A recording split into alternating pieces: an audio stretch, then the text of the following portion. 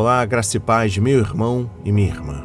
Estamos iniciando a leitura da Bíblia em 365 dias, uma dose de amor com a Palavra de Deus.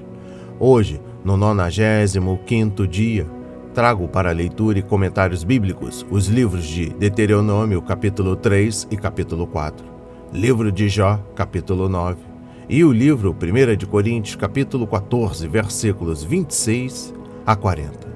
A minha recomendação é que todos tenham em mãos bloco de anotação, caneta ou lápis. A Bíblia é tão importante quanto. A sua leitura diariamente nos traz refrigério para a alma e sabedoria, nos aproxima de Deus, sendo assim, fortalecendo a nossa fé e esperança. Meu irmão e minha irmã, todos nós temos a necessidade de estarmos em comunhão com Deus diariamente. Comunhão esta, através da leitura da Bíblia, através dos nossos devocionais, orar. O Senhor tem revelado a compreensão de Sua palavra através deste trabalho. Precisamos usar todos os recursos que Deus tem nos dado, incentivar aos nossos irmãos e irmãs a lerem a Bíblia, a estudar, a ter uma intimidade com Deus. Satanás não está aqui para roubar o seu carro, sua casa, seu apartamento, celular, relógio, sua roupa. Ele vem para roubar esta semente que está sendo semeada no dia de hoje. Ele vem roubar a sua fé e os propósitos que Deus tem para você. Estamos vivendo um tempo em que cada um quer viver a sua verdade, melhor, vender a sua verdade, vivendo em uma grande mentira. Mas hoje, estamos aqui para colher a verdade. Senhor, me dê compreensão da sua palavra. Senhor, revele a compreensão de sua palavra. A Bíblia Sagrada nos faz gerar fé, nos faz ter o alimento, a cura e a restauração. Senhor, revele a sua verdade no dia de hoje para a minha vida, para a minha família, para os meus propósitos, em nome de Jesus. Se desconecte de tudo e permita que a palavra do Senhor adentre em vossos corações. Vamos para a leitura no livro de Deuteronômio, capítulo 3 e capítulo 4.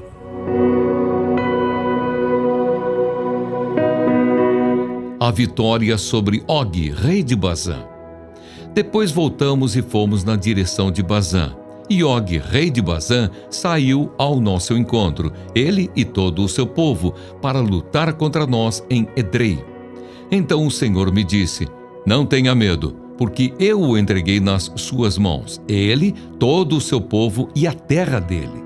Você fará com ele como fez com Seom, rei dos amorreus, que habitava em Esbom. E o Senhor nosso Deus entregou em nossas mãos também Og, rei de Bazã, e todo o seu povo. Lutamos contra ele até que não sobrasse ninguém. Nesse tempo tomamos todas as suas cidades. Não houve nenhuma cidade que não lhe tomássemos. 60 cidades, toda a região de Argob, o reino de Og em Bazã. Todas estas cidades eram fortificadas com altas muralhas, portões e ferrolhos. Tomamos também muitas outras cidades que não tinham muralhas. Nós as destruímos totalmente, como fizemos com Seom, rei de Esbom, destruindo por completo cada uma das cidades com os seus homens, suas mulheres e crianças. Porém, todo o gado e o despojo das cidades tomamos para nós, por presa. Assim, nesse tempo, tomamos a terra das mãos daqueles 2 reis dos amorreus que estavam além do Jordão, desde o ribeiro de Arnon até o monte Hermon. Os sidônios chamam o Hermon de Sirion, porém os amorreus o chamam de Senir. Tomamos todas as cidades do Planalto, todo o Gileade e todo o Bazã, até Salca e Edrei, cidades do reino de Og em Bazã. Og, rei de Bazã, era o último sobrevivente dos Refaíns. A cama dele era feita de ferro e ainda se encontra em Rabá dos filhos de Amon. Tinha 4 metros de comprimento e 1,80 m de largura pela medida comum. As tribos a leste do Jordão. Tomamos posse desta terra nesse tempo. a região que vai de Aroer, que está junto ao vale de Arnon, e a metade da região montanhosa de Gileade, com as suas cidades. Dei aos Rubenitas e Gaditas. O resto de Gileade e toda a região de Bazã, o reino de Og, dei à meia tribo de Manassés. Toda aquela região de Argob, todo o Bazã, se chamava a terra dos Refaíns. Jair, filho de Manassés, tomou toda a região de Argob até a fronteira dos Gesuritas e Maacatitas, isto é, Bazã, e as aldeias chamou pelo seu nome, Ravote Jair, até o dia de hoje. A Maquir dei Gileade.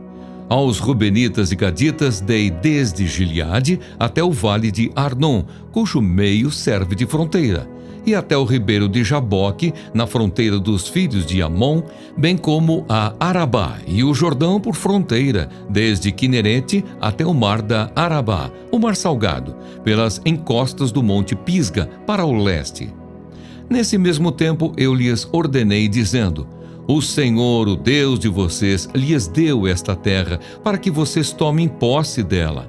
Todos os homens valentes, armados, devem passar adiante de seus irmãos, os filhos de Israel.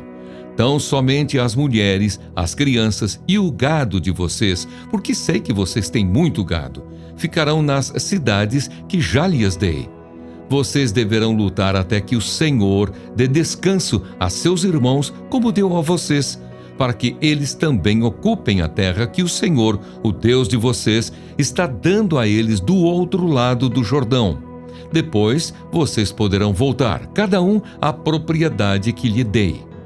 Também nesse tempo dei ordem a Josué, dizendo: você viu tudo o que o Senhor, o Deus de vocês, tem feito com esses dois reis.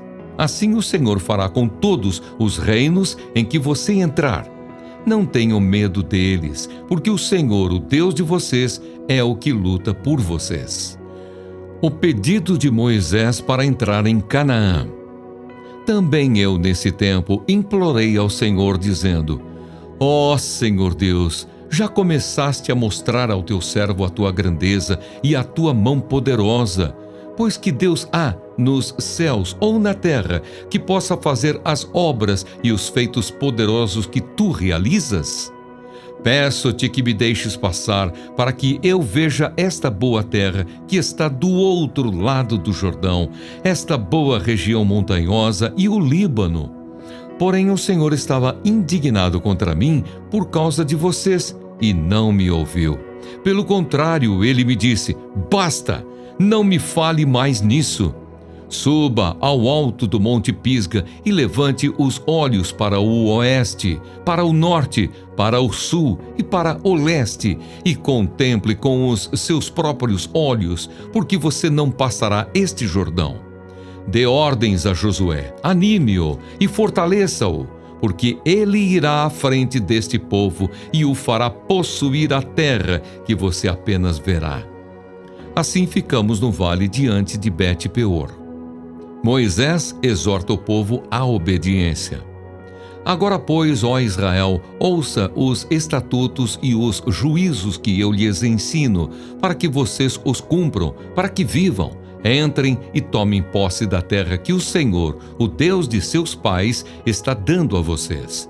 Não acrescentem nada à palavra que eu lhes ordeno, nem diminuam nada dela, para que vocês guardem os mandamentos do Senhor, o Deus de vocês, que eu lhes ordeno. Com os seus próprios olhos, vocês viram o que o Senhor fez por causa de Baal-peor, pois o Senhor, seu Deus, eliminou do meio de vocês todos os que seguiram Baal-peor. Porém vocês que permaneceram fiéis ao Senhor, seu Deus, todos hoje estão vivos. Eis que eu lhes tenho ensinado estatutos e juízos, como o Senhor meu Deus me ordenou, para que vocês os cumpram na terra que passarão a possuir. Portanto, guardem e cumpram essas leis, porque isto será a sabedoria e o entendimento de vocês aos olhos dos povos que, ouvindo todos esses estatutos, dirão: de fato, este grande povo é gente sábia e inteligente. Pois que grande nação há que tenha deuses tão chegados a si como o Senhor, nosso Deus, todas as vezes que o invocamos? E que grande nação há que tenha estatutos e juízos tão justos como toda esta lei que hoje eu lhes proponho? Então somente tenham cuidado e guardem bem a sua alma, para que vocês não se esqueçam daquelas coisas que os seus olhos têm visto, e elas não se afastem do seu coração todos os dias da sua vida. Vocês também contarão isso aos seus filhos e aos filhos dos seus filhos. Não se esqueçam do dia em que vocês estiveram diante do Senhor, seu Deus, em Horebe, quando o Senhor me disse: reúna este povo e os farei ouvir as minhas palavras, a fim de que aprendam a temer-me durante todos os dias em que viverem na terra e também as ensinem aos seus filhos. Então vocês chegaram e ficaram ao pé do monte, e o monte estava em chamas que subiam até o céu, e havia trevas, nuvens e escuridão. Então o Senhor falou a vocês do meio do fogo, e vocês ouviram o som das palavras dele. Vocês ouviram a voz, mas não viram aparência nenhuma, só escutaram a voz. Então ele anunciou a sua aliança que ordenou a vocês, os 10 mandamentos, e os escreveu em 2 tábuas de pedra. Ao mesmo tempo, o Senhor ordenou que eu ensinasse a vocês estatutos e juízos para que os cumprissem na terra que passarão a possuir. Tenham cuidado, guardem bem a sua alma, porque vocês não viram aparência nenhuma no dia em que o Senhor, o Deus de vocês, lhes falou em Horebe, no meio do fogo. Portanto, tenham cuidado para não se corromperem e fazerem para si alguma imagem esculpida na forma de ídolo, semelhança de homem ou de mulher, semelhança de algum animal que há na terra, semelhança de alguma ave que voa pelos céus, semelhança de algum animal que rasteja sobre a terra, semelhança de algum peixe que há nas águas debaixo da terra. Quando levantarem os olhos para os céus e verem o sol, a lua e as estrelas, a saber, todo o exército dos céus, cuidem para que vocês não sejam seduzidos a inclinar-se diante deles e prestar culto a essas coisas que o Senhor, seu Deus, repartiu a todos os povos debaixo dos céus. Mas quanto a vocês, o Senhor os tomou e os tirou da fornalha de ferro do Egito, para que sejam povo da sua herança, como hoje se vê.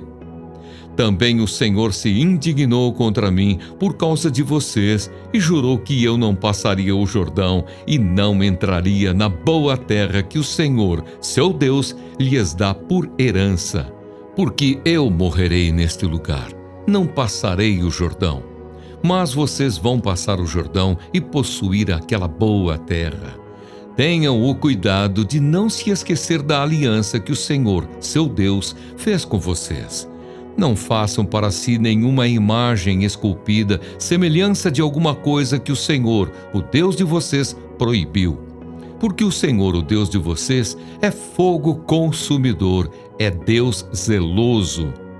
Quando, pois, gerarem filhos e tiverem netos, e já estiverem muito tempo na terra, e se corromperem, e fizerem alguma imagem esculpida, semelhança de alguma coisa, e praticarem o que é mal aos olhos do Senhor, o Deus de vocês, para o provocar a ira, hoje tomo o céu e a terra por testemunhas contra vocês, que vocês serão imediatamente eliminados da terra da qual, passando o Jordão, vocês tomarão posse.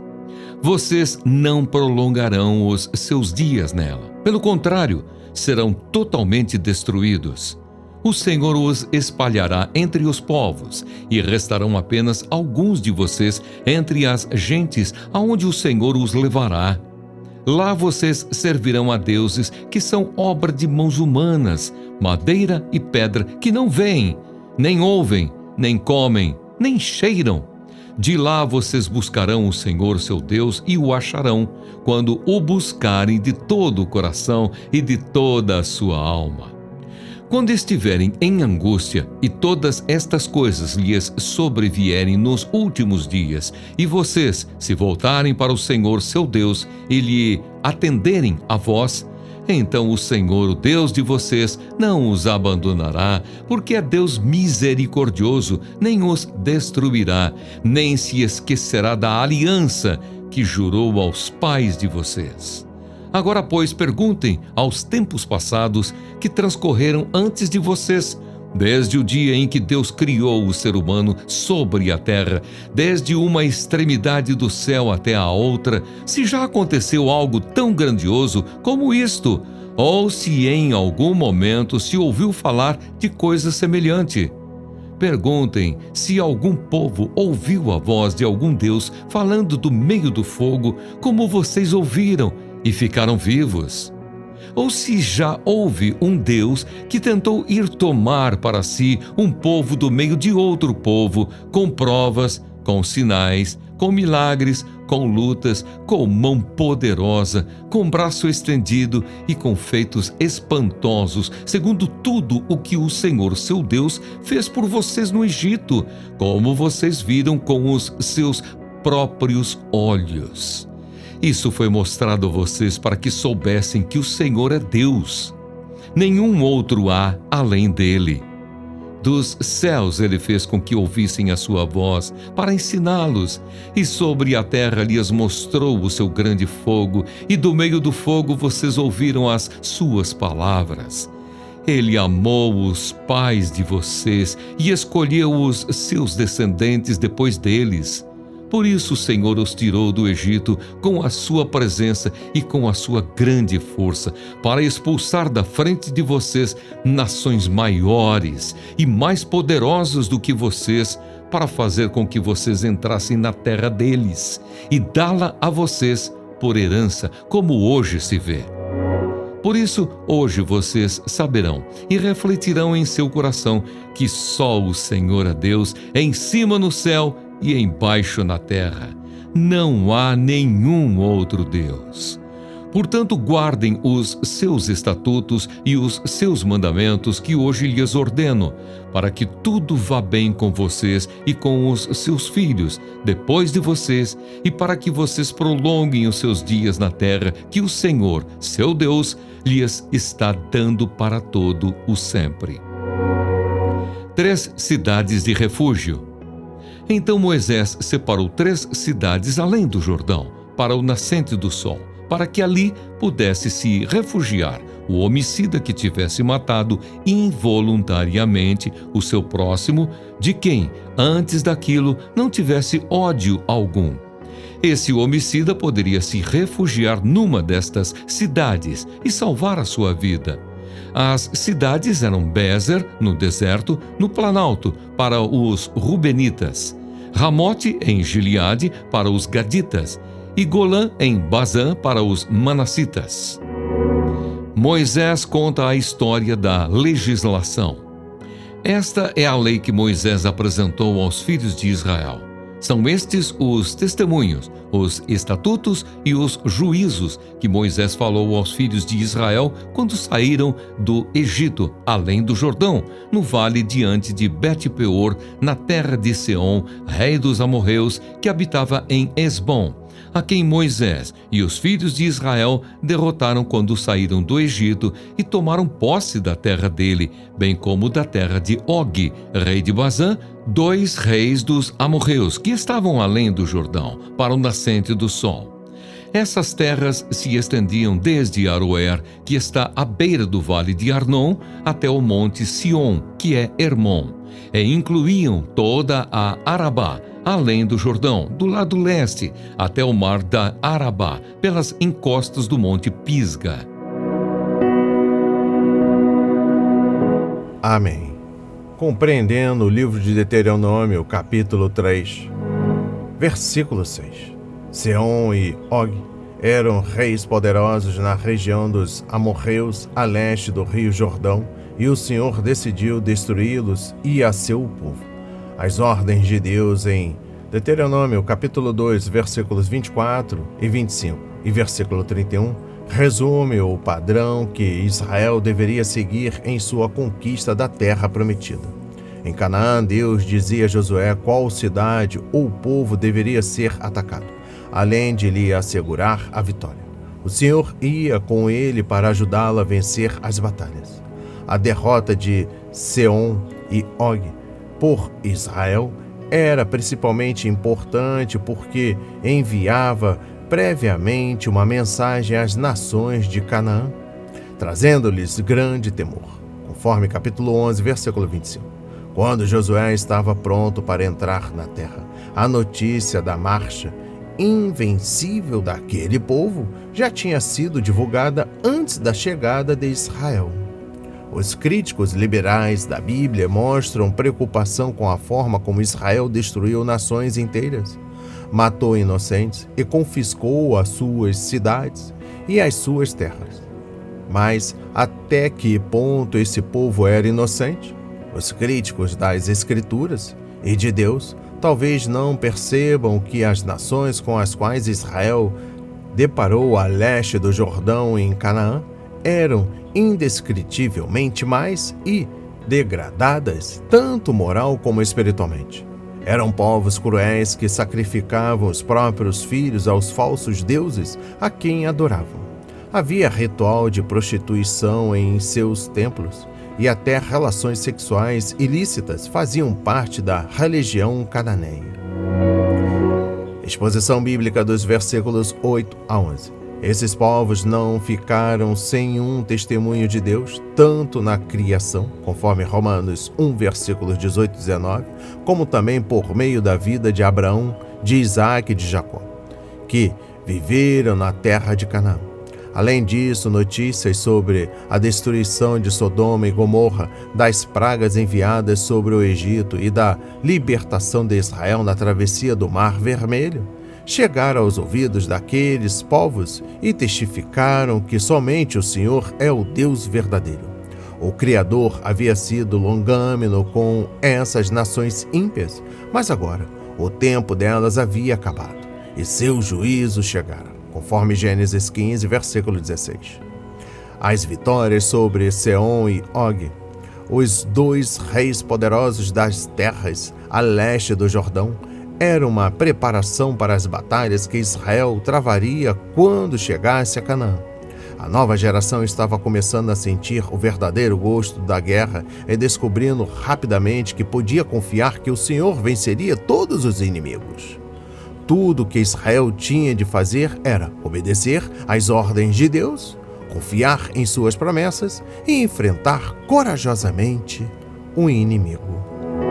Compreendendo o versículo 20, Moisés descreveu a vitória mencionando que o Senhor dera segurança ou, literalmente, descanso, uma palavra que é usada em Deuteronômio capítulo 12, versículo 10 e capítulo 25, versículo 19, e muitas vezes no livro de Josué, conforme capítulo 1, versículos 13 a 15, capítulo 11, versículo 23, capítulo 14, versículo 15, capítulo 21, versículo 44, capítulo 22, versículo 4 e capítulo 23, versículo 1. O livro de Hebreus usa a mesma expressão e aplica ao descanso espiritual que temos em Cristo, pois confiamos em sua obra consumada na cruz, conforme Hebreus 3, versículos 11 e 18 e capítulo 4, versículos 1 a 11. A única nota triste nessa triunfante celebração de vitória era o fato de que Moisés não tinha permissão para entrar na terra prometida, por causa de seu pecado impetuoso de ferir a rocha, conforme Números 20, versículos 1 a 13, capítulo 27, versículos 12 a 14. Contudo, isso não impediu o líder de dar um brado de encorajamento ao povo. Ó soberano Senhor, tu começaste a mostrar ao teu servo a tua grandeza e a tua mão poderosa. Que Deus existe no céu ou na terra que possa realizar as tuas obras e os teus feitos poderosos, conforme Deuteronômio capítulo 3, versículo 24. E eu encerro a compreensão do capítulo 3 do livro de Deuteronômio com a exposição bíblica dos versículos 21 a 29.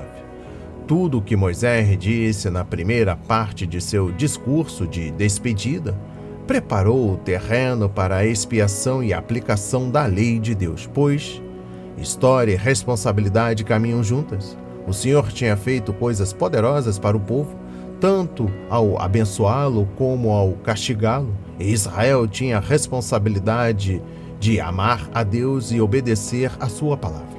Ao longo desse discurso, Moisés muitas vezes fez os israelitas se lembrarem de que formavam um povo privilegiado, o povo de Deus, separado de todas as nações da terra para o Senhor.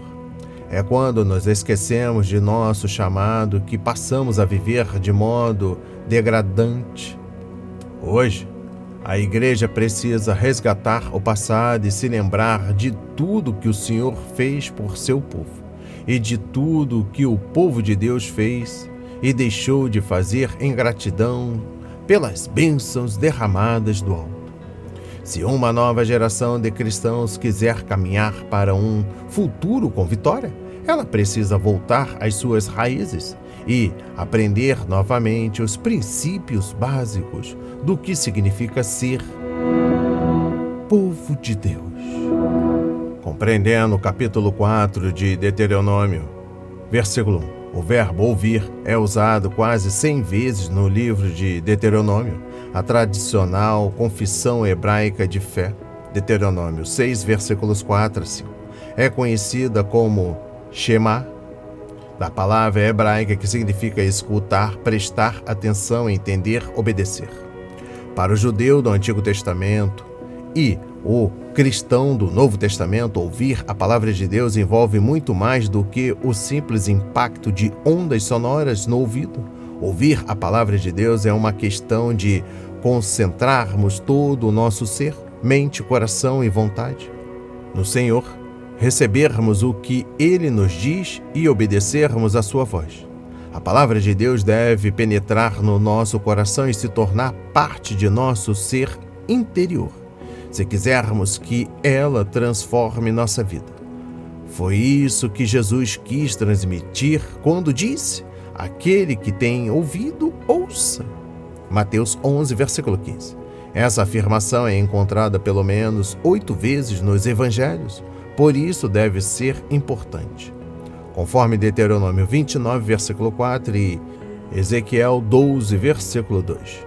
Compreendendo o versículo 4, os israelitas que recusaram o convite à idolatria e permaneceram fiéis ao Senhor ainda estavam vivos, porque a palavra é nossa vida e a obediência a ela nos mantém em comunhão com o Senhor. Conforme 2 Coríntios capítulo 6, versículos 14 e capítulo 7, versículo 1. O povo de Deus deve tomar cuidado para não nutrir amizade com o mundo, conforme Tiago 4, versículo 4, ou ser manchado por ele. Tiago 1, versículo 27. Isso leva ao amor pelo mundo, conforme 1 João capítulo 2, versículos 15 e 17, e ao conformismo com as coisas mundanas, Romanos 12, versículo 2. Esse tipo de estilo de vida acarreta o castigo do Senhor, pois terrível coisa é cair nas mãos do Deus vivo, conforme Hebreus 10, versículo 30. Compreendendo o versículo 5, quando Deus fala, Ele coloca diante de nós a vida e a morte. E nossa resposta determina qual será o resultado. Obedeça aos meus decretos e ordenanças, pois o homem que os praticar viverá por eles. Eu sou o Senhor, conforme Levítico 18, versículo 5. A ênfase em Deuteronômio capítulo 4, versículos 1 e 2 e também o versículo 5. Está no mandamento e no ensino, pois o Senhor não só nos diz o que fazer, mas também explica a verdade que está por trás de seus mandamentos. É possível que Jesus tivesse isso em mente quando disse aos seus discípulos que os tratava como amigos íntimos e não como servos, porque ele lhe explicou o que estava fazendo. Conforme João 15, versículos 14 e 15. Os cristãos, hoje, devem encontrar sua vida e vitória na palavra de Deus. Não podemos obedecer ao Senhor se não sabermos o que Ele ordena. Mas se conhecemos seus mandamentos, cremos neles e obedecemos às ordenanças divinas, então seu poder entra em ação em nossa vida. Porque nisso consiste o amor a Deus, em obedecer aos seus mandamentos, e os seus mandamentos não são pesados. Conforme 1 João capítulo 5, versículo 3. A obediência ao Senhor torna-se um privilégio prazeroso quando percebemos que seus mandamentos são expressões de seu amor. Ao estabelecer mandamentos, o Senhor nos dá garantias de sua força, convite à sua bênção e oportunidades de crescermos e trazermos glória ao seu poderoso nome. Desfrutamos de seu amor e comunhão enquanto procuramos lhe agradar. A palavra de Deus é a porta aberta para o tesouro de sua graça.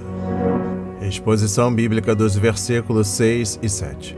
A obediência a Deus traz o respeito dos não cristãos.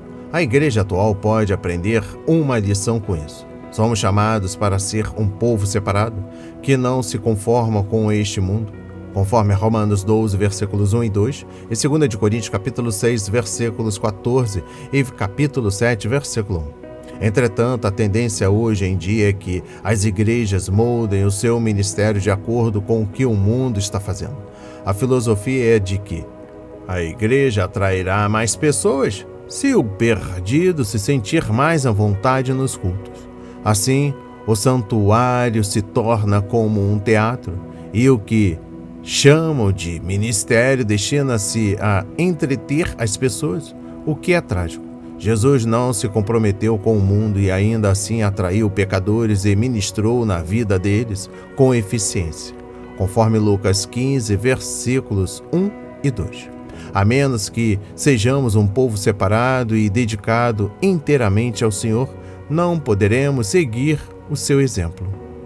Compreendendo o versículo 10, temer ao Senhor significa respeitar quem e o que Ele é, bem como o que Ele diz. Um coração temente a Deus é submisso e obediente a Ele, mostrando ao Pai quanto o amamos e queremos agradá-lo. Ele é o Criador e nós, as criaturas. Ele é o Pai e nós, os filhos. Ele é o Mestre e nós, os servos. Quando, consciente, deliberadamente, desafiamos sua autoridade, nós o tentamos para que nos discipline. Essa nossa arrogância só leva à dor e à perda. Simplesmente não vale a pena. Se quisermos identificar as bênçãos que os cristãos perdem quando não temem ao Senhor, leiamos estas passagens e meditemos nelas. Deuteronômio 6, versículo 24. Salmos 25, versículos 12. Capítulo 31, versículo 19. Capítulo 34, versículo 9. Capítulo 112. Capítulo 145, versículo 19. Provérbios 1, versículo 7. Isaías 33, versículo 6. Efésios 5, versículos 21. E Hebreus 12, versículos 28 e 29. Exposição bíblica dos versículos 13 e 14. A palavra de Deus é a revelação da sabedoria de Deus e precisamos conhecer e seguir a verdade que nos revela, se quisermos que nossa vida agrade e glorifique ao Senhor. A sabedoria do mundo é loucura para Deus, conforme 1 de Coríntios capítulo 3, versículo 19, e aqueles que a seguem irão se decepcionar. No Antigo Testamento, a palavra sabedoria tem a ver com caráter e não com inteligência humana, e descreve o uso correto do conhecimento. Sabedoria significa ser habilidoso e bem-sucedido em nossos relacionamentos e responsabilidades, observando e seguindo os princípios de ordem estabelecidos pelo Criador no universo moral. Diz o Dr. Roy Zuck, praticar a sabedoria de Deus não significa apenas que ganhamos a vida, mas também que fazemos uma vida. Nós, os cristãos de hoje, temos a palavra de Deus completa e a certeza de que, se obedecemos ao que Deus já nos ensinou, Ele nos dará a direção de que precisamos nas áreas especiais da vida, conforme João 7, versículo 17. Quem vive de acordo com a sabedoria de Deus não pode deixar de demonstrar aos que estão ao seu redor que o Senhor é real e que aprender com a sua sabedoria traz bênção. Exposição bíblica dos versículos 23 a 31. Deus fez uma aliança com o seu povo e esperava que ela fosse cumprida. A palavra aliança é usada pelo menos 27 vezes em Deuteronômio e deriva do vocabulário hebraico berit, que, segundo alguns estudiosos, significa comer pão. No Oriente, quando as pessoas partiam o pão juntas, elas faziam uma aliança ou um pacto de ajudarem e protegerem umas às outras, conforme Gênesis 26, versículos 26 a 35. E eu encerro a compreensão do livro de Deuteronômio, capítulo 4, com a exposição bíblica dos versículos 32 a 43. Quando estamos criando filhos pequenos, usamos recompensas e castigos para ensiná-los a obedecer. Já quando estão crescidos, esperamos que o caráter e o amor os motivem a evitar o mal e fazer o que é certo. Quando os israelitas se desviaram do Deus vivo e verdadeiro e começaram a adorar ídolos, eles passaram a pecar contra a graça e o amor de seu Criador. Deus não quer que seus filhos lhe obedeçam apenas para obter bênçãos ou evitar o castigo, mas sim porque o amam de coração. A palavra coração é mencionada mais de 40 vezes no discurso de Moisés e o Shema enfatiza o amor pelo Senhor. Quando Moisés deu a lei à geração mais velha no Sinai, a ênfase estava no temor do Senhor, conforme Êxodo 19, versículos 10 a 25 e capítulo 20, versículo 20. Agora, sua aplicação da lei à nova geração engrandece o amor de Deus por Israel e a importância do amor daquele povo por seu Senhor. Os israelitas deveriam agora ser uma nação madura, que obedece a Deus de coração. O Senhor é um Deus misericordioso. Deuteronômio 4, versículo 31. Mas não devemos tentá-lo, porque Ele também é um Deus zeloso, conforme versículo 24. Vamos para a leitura no livro de Jó, capítulo 9.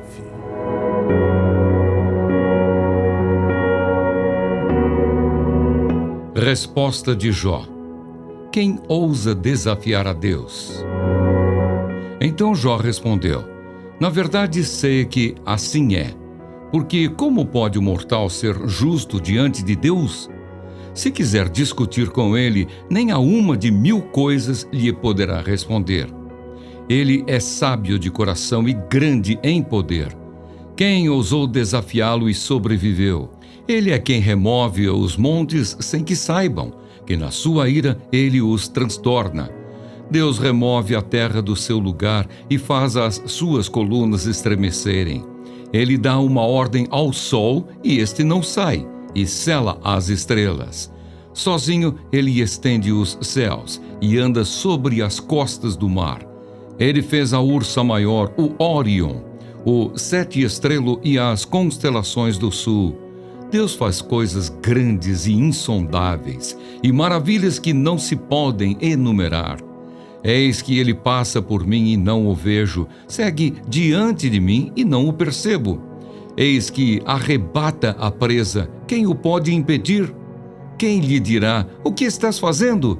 Deus não revogará a sua própria ira. Debaixo dele se curvam os ajudantes do monstro Raabe. Sou justo e íntegro. Como então poderei eu responder a ele? Como escolher as minhas palavras para argumentar com ele? Ainda que eu fosse justo, não lhe responderia. Pelo contrário, pediria misericórdia ao meu juiz. Ainda que eu o chamasse e ele me respondesse, nem por isso eu creria que ele deu ouvidos à minha voz, porque me esmaga com uma tempestade e, sem motivo, multiplica as minhas feridas.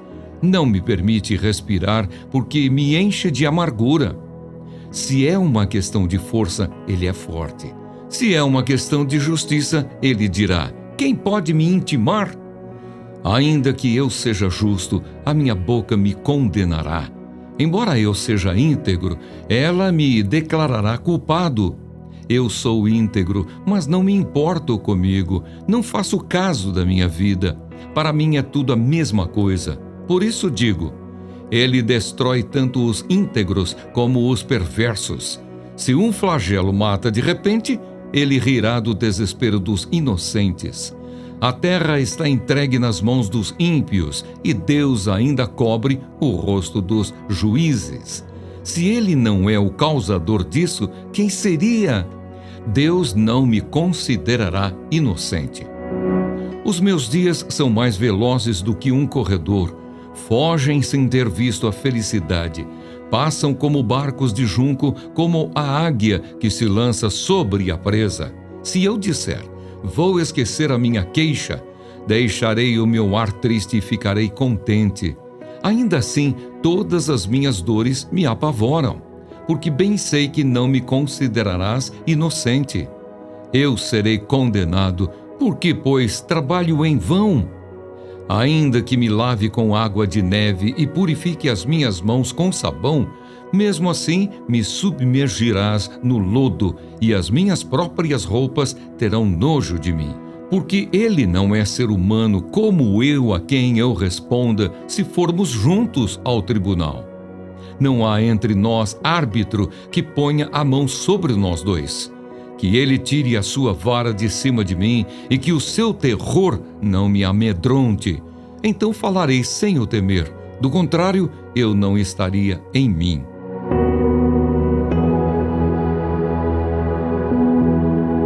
Amém. Compreendendo o livro de Jó, capítulo 9. Trago a compreensão em uma exposição bíblica no versículo 1 e também capítulo 10, versículo 22. Nesses dois capítulos, Jó faz 3 perguntas. Primeiro, como posso ser justo diante de Deus? Conforme capítulo 9, versículos 1 a 3. Segundo, como posso discutir com Deus? Conforme capítulo 9, versículos 14 a 35. Terceiro, por que nasci? Conforme capítulo 10, versículos 1 a 22. Podemos ver como essas perguntas se conectam. Jó é justo, mas precisa provar isso. Como mortal, pode se mostrar justo diante do Senhor? Como ele pode discutir com Deus? Mas, se Deus não intervir e testemunhar em favor de Jó, de que adianta todo esse sofrimento? Porque Jó nasceu. Exposição bíblica dos versículos 1 a 13. Como posso ser justo diante de Deus? Esta não é uma pergunta sobre salvação. Como posso ser justificador? Mas sobre justificação. É como se alguém perguntasse: como posso ser declarado inocente? Qualquer pessoa que tentasse discutir com Deus não conseguiria responder às perguntas do Senhor, nem uma vez em 1000.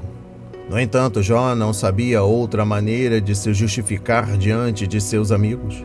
Ele descobriu, como todos nós devemos descobrir, que, mesmo depois de todas as explicações e de uma vida reta, o resultado ainda está nas mãos de Deus. Exposição bíblica dos versículos 5 a 10.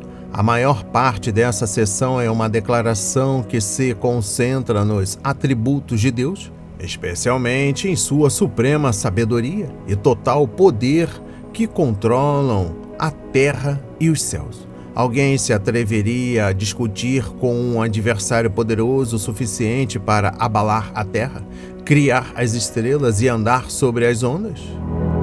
Conforme Isaías 44, versículo 24 e Amós 4, versículo 13. Exposição bíblica dos versículos 11 a 13.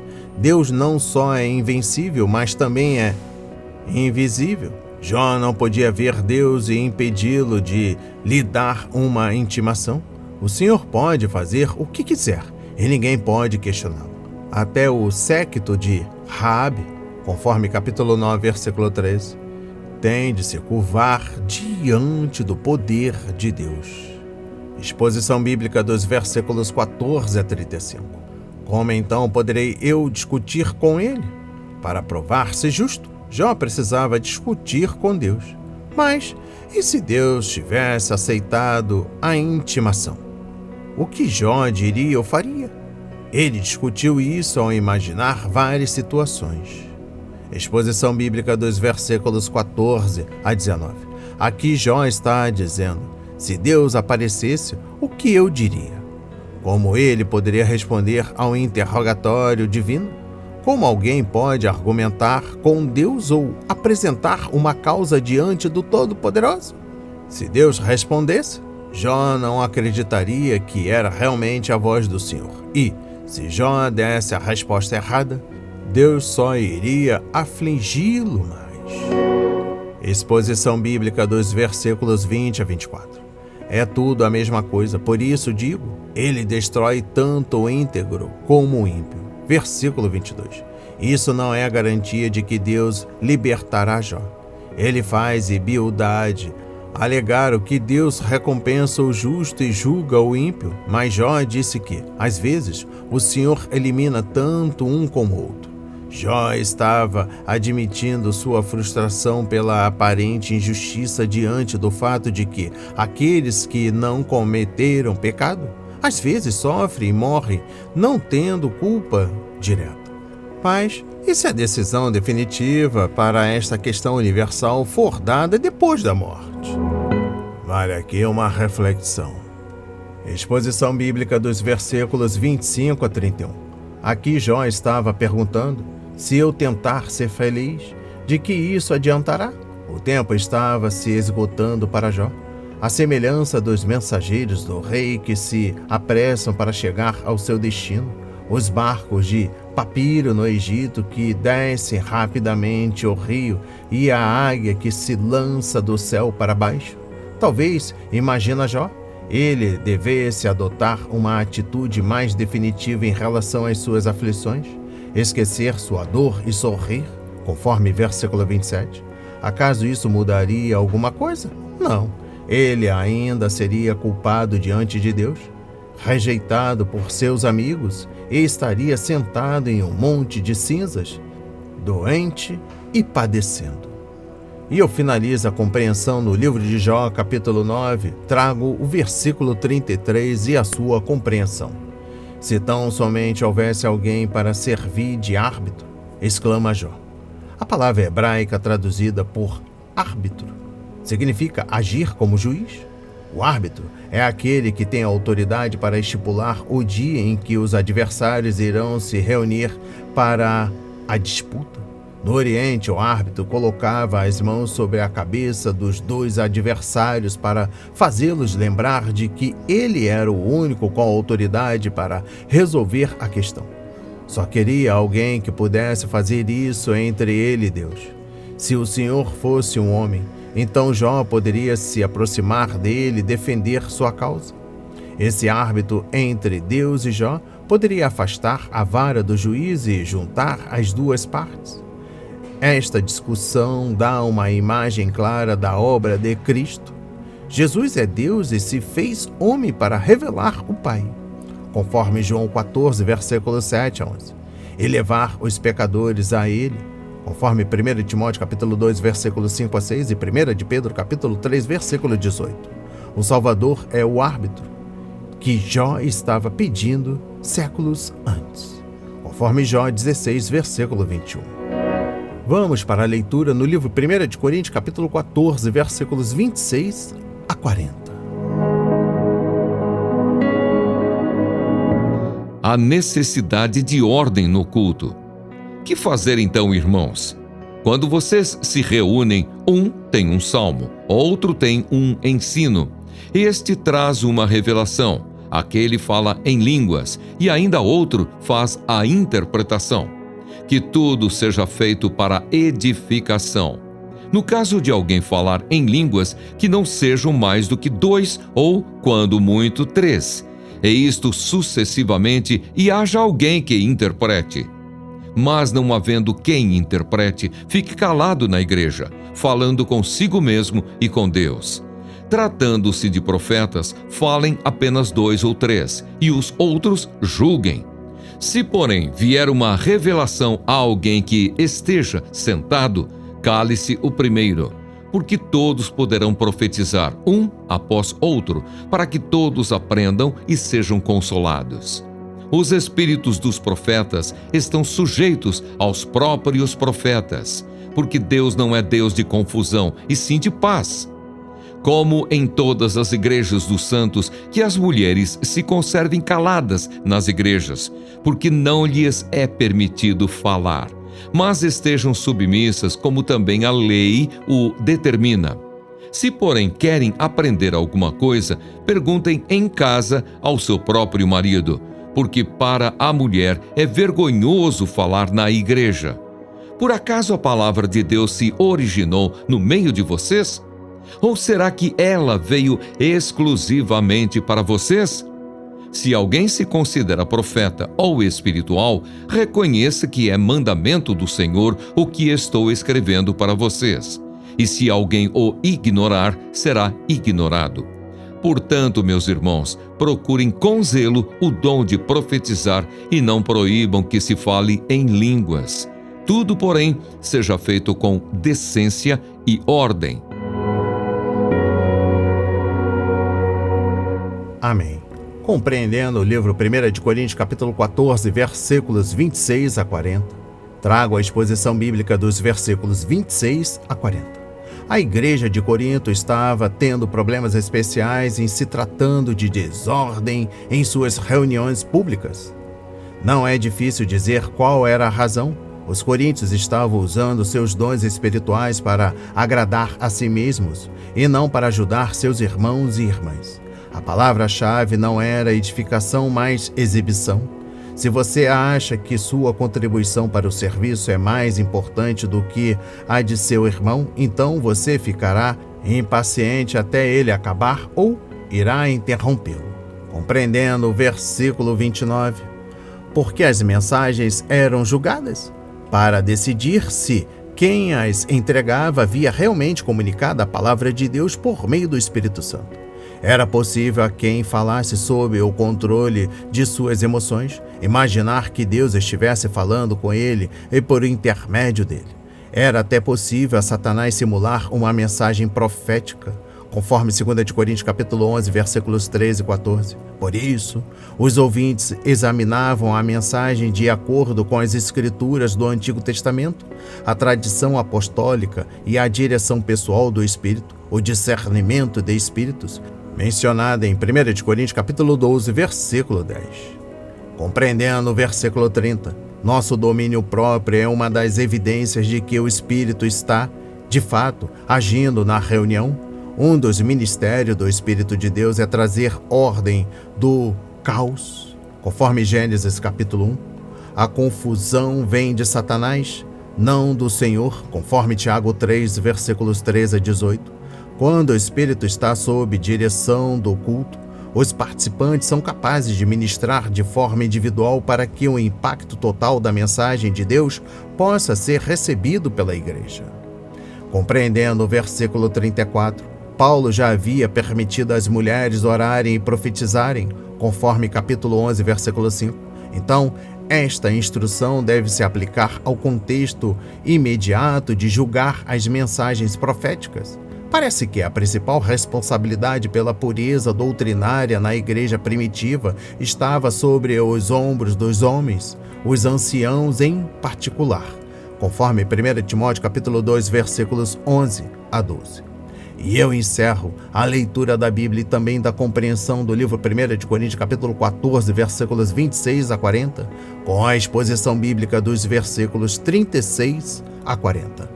Os participantes devem ter cuidado com novas revelações que vão além da palavra de Deus.